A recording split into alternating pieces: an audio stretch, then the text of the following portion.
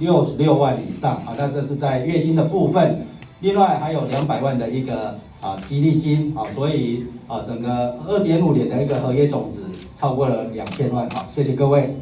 谢谢，那感谢我们苏总呢，用这个相当诚意十足的这个合约来邀请我们相当优秀的志伟来到我们统一7狮队。那呢，接下来要邀请我们的苏总为我们的志伟来披上我们统一7狮队主场球衣。好，那主场球衣呢，就请我们苏总直接拿起来。正面的话，先跟志伟一起来拿着我们这个球衣来跟让现场的媒体记者朋友来合照一张。对，实一点，我觉得，因为球团这边有给一些比较大的就是仪式这样，然后球也换了，所以我也希望把每一个小细节都做到最好。然后今天一开始，说真的起步投的比较辛苦就是因为想把每颗球都精准攻到我自己想要的位置，所以偏差一点点就变成坏球，所以导致他今天一开始的节奏感都没有做的比较好，然后投到后面有慢慢找到，然后有投到后面就变得比较没有力量，所以我觉得这部分还是可以再未来把节奏可以做到更好一点。对，林安可那一球是那个全垒打，对，算失投吗？我觉得就是想要拿到好球带一个好球，我觉得也不算失投就觉得有吓到他在打那颗球的那个 contact， 那节奏是好的。所以投到第二个打球，我就是尽量就把每一颗球都投到